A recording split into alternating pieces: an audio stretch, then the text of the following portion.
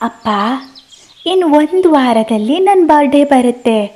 ಅದಕ್ಕೆ ಏನು ಗಿಫ್ಟ್ ಕೊಡ್ತೀರಾ? ಈ ಸಲ ಗಿಫ್ಟ್ ಕೊಡಿಸ್ಲೇಬೇಕು ಅಪ್ಪ. ಹೋದ ಸಲ ನನ್ನ ಬರ್ಡೇಗೆ ಏನು ಕೊಟ್ಟೇ ಇಲ್ಲ ನೀವು ಅಂತ ತನ್ನ ಪುಟ್ಟ ಮಗಳು ಪಿಂಕಿ ತಂದೆ ಹಕ್ಕಿ ಹತ್ರ ಕೇಳ್ತಾಳೆ. ಮೈನಾ ಮತ್ತು ಶ್ಯಾಮ್ ಹಕ್ಕಿಗೆ ಪಿಂಕಿ ಒಬ್ಬಳೆ ಮುದ್ದಿನ ಮಗಳು. ಹೌದು ಮಗಳೇ, ಕೊನೆಯ ಸಲ ನನಗೆ ನಿನ್ನ ಬರ್ಡೇಗೆ ಏನು ಕೊಡಲಿಕ್ಕೆ ಆಗಲಿಲ್ಲ. ಈ ಸಲ ಖಂಡಿತ ತುಂಬ ಅಮೂಲ್ಯವಾದ ಉಡುಗೊರೆನೇ ಕೊಟ್ಟೇ ಕೊಡ್ತೇನೆ. ಥ್ಯಾಂಕ್ ಯು ಅಪ್ಪ.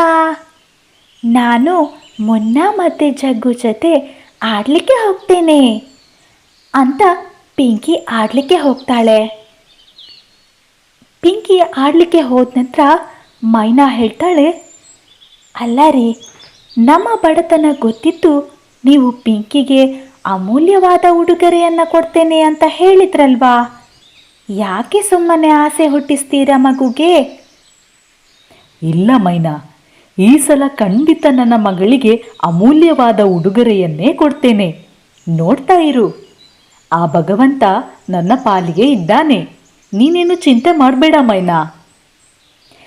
ಆಡಲಿಕ್ಕೆ ಹೋದ ಪಿಂಕಿ ಎದೆ ನೋವು ಅಂತ ಬಿದ್ದಿರ್ತಾಳೆ. ಪಿಂಕಿ ಪಿಂಕಿ ಏನಾಯಿತು ಪಿಂಕಿ? ಹೇಳು ಪಿಂಕಿ. ಮುನ್ನ ಪಿಂಕಿ ಎದ್ದೇಳ್ತಾ ಇಲ್ಲ. ನನಗೆ ಭಯ ಆಗ್ತಾ ಇದೆ. ಇರು, ನಾನು ಮೈನಾ ಆಂಟಿಗೆ ಹೋಗಿ ಹೇಳಿ ಬರ್ತೇನೆ, ನೀನು ಇಲ್ಲೇ ಇರು. ಜಗ್ಗು ಅಲ್ಲಿಂದ ಪಿಂಕಿಯ ಮನೆ ಕಡೆ ಹಾರಾಡ್ತಾನೆ. ಆಂಟಿ ಆಂಟಿ, ಪಿಂಕಿ ಬಿತ್ತು ಬಿಟ್ಟಿದ್ದಾಳೆ, ಕಣ್ಣು ಬಿಡ್ತಾನೂ ಇಲ್ಲ, ಬೇಗ ಬನ್ನಿ. ಕೂಡಲೇ ಮೈನಾ ಮತ್ತು ಶ್ಯಾಮ್ ಹಕ್ಕಿ ಪಿಂಕಿನ ಡಾಕ್ಟರ್ ಪಾರಿವಾಳದ ಹತ್ತಿರ ಕರ್ಕೊಂಡು ಬರ್ತಾರೆ. ಏನಾಯಿತು ಪಿಂಕಿಗೆ? ಯಾಕೆ ಹೇಳ್ತಾ ಇಲ್ಲ ನನ್ನ ಮಗಳು? ನಿಮ್ಮ ಮಗಳಿಗೆ ಹೃದಯದ ಸಮಸ್ಯೆ ಇದೆ. ಇನ್ನು ಜಾಸ್ತಿ ದಿನ ಅವಳು ಬದುಕಲ್ಲ ಅಂದಾಗ ಅಮ್ಮ ಹಕ್ಕಿ ಮತ್ತು ತಂದೆ ಹಕ್ಕಿಗೆ ಶಾಕ್ ಆಗಿತ್ತು. ತಮ್ಮ ಒಬ್ಬಳೆ ಮಗಳು ಈ ಸ್ಥಿತಿಯಲ್ಲಿ ಮಲಗಿದ್ದಾಳೆ ಅಂದರೆ ಯಾವುದೇ ತಂದೆ ತಾಯಿಗೆ ನೋವು ಆಗದೇ ಇರುತ್ತಾ?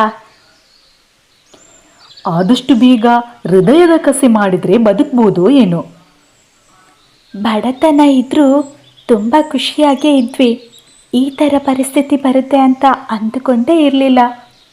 ಒಂದು ಕ್ಷಣದಲ್ಲಿ ಇದ್ದ ಜೀವನ ಇನ್ನೊಂದು ಕ್ಷಣದಲ್ಲಿ ಇರಲ್ಲ ಅನ್ನೋದು ಎಷ್ಟು ಸತ್ಯ ಅಲ್ವಾ?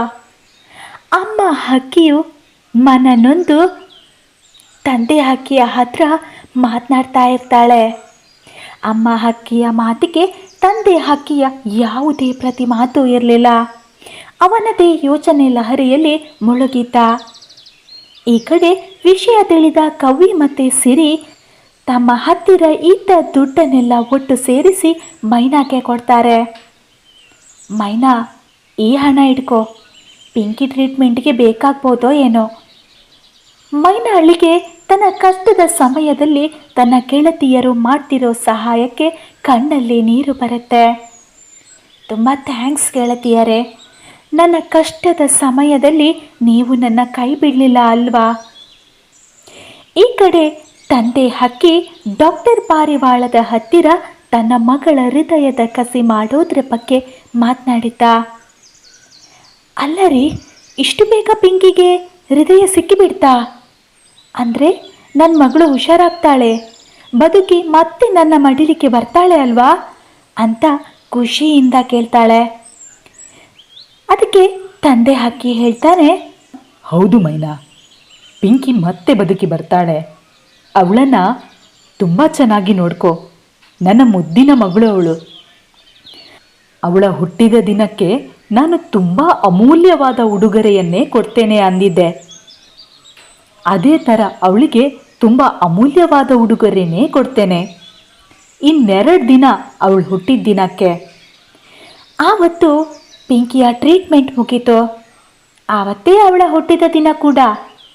ಕಣ್ಣು ಬಿಟ್ಟಾಗ ಎದುರಿಗೆ ಅಮ್ಮ ಹಕ್ಕಿ ಇರ್ತಾಳೆ. ಅಮ್ಮ, ನಾನು ಎಲ್ಲಿದ್ದೇನೆ? ನಾನು ಹುಷಾರಾದ್ನಾ? ಹೌದು ಮಗಳೇ, ನೀನು ಹುಷಾರಾಗಿದ್ದೀಯಾ.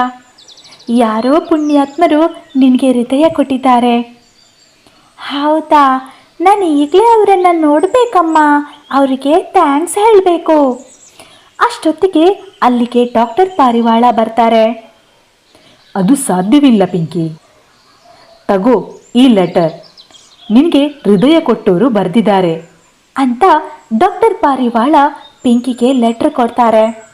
ಅದರಲ್ಲಿ ಹೀಗಿತ್ತು: ಮಗಳೇ ಪಿಂಕಿ, ಹುಟ್ಟುಹಬ್ಬದ ಶುಭಾಶಯಗಳು. ನಿನ್ನ ಈ ಹುಟ್ಟುಹಬ್ಬಕ್ಕೆ ನನ್ನ ಅಮೂಲ್ಯವಾದ ಉಡುಗೊರೆಯನ್ನು ನಿನಗೆ ಈಗಾಗಲೇ ಕೊಟ್ಟಿದ್ದೇನೆ. ಅದೇನು ಗೊತ್ತಾ ಮಗಳೇ? ನನ್ನ ಹೃದಯ. ಅದನ್ನು ಓದಿದ ಪಿಂಕಿ ಜೋರಾಗಿ ಹೇಳ್ತಾಳೆ, ಅಪ್ಪ ಅಪ್ಪ. ಏನು ವಿಷಯನೇ ಗೊತ್ತಿಲ್ಲದ ಮೈನಾ ಆ ಲೆಟರನ್ನು ಓದ್ತಾಳೆ. ಅದನ್ನು ಓದಿ ಅವಳಿಗೂ ಶಾಕ್ ಆಗುತ್ತೆ. ನನಗೂ ಒಂದು ಮಾತನ್ನು ಹೇಳದೆ ಈ ಥರ ಮಾಡಿಬಿಟ್ರಲ್ಲ ನೀವು. ಅದಕ್ಕೆ ಡಾಕ್ಟರ್ ಪಾರಿವಾಳ ಹೇಳ್ತಾರೆ, ಅಳಬೇಡ ಮೈನಾ, ನಿನ್ನ ಮಗಳ ಜವಾಬ್ದಾರಿ ನಿನ್ನದು. ನೀನತ್ರ ಶ್ಯಾಮ್ಗೂ ಕೂಡ ಬೇಜಾರಾಗುತ್ತೆ. ಶ್ಯಾಮ್ ನಿನ್ನ ಮಗಳ ಹೃದಯದ ಮೂಲಕ ನಿಮ್ಮ ಜೊತೆ ಯಾವಾಗಲೂ ಇದ್ದೇ ಇರ್ತಾನೆ. ನಮ್ಮ ಜೀವನದಲ್ಲಿ ತಂದೆ ತಾಯಿ ಅವ್ರ ಪ್ರೀತಿ ತುಂಬ ಮುಖ್ಯ ಅಲ್ವಾ ಗೆಳೆಯರೆ? ಈ ಕತೆ ನಿಮಗೆ ನಿಜವಾಗ್ಲೂ ಇಷ್ಟವಾಗಿದ್ದಲ್ಲಿ ಸಬ್ಸ್ಕ್ರೈಬ್ ಮಾಡಿ, ಲೈಕ್ ಮಾಡಿ, ಶೇರ್ ಮಾಡಿ, ಪುಟ್ಟದಾದ ಕಮೆಂಟ್ ಮಾಡಿ.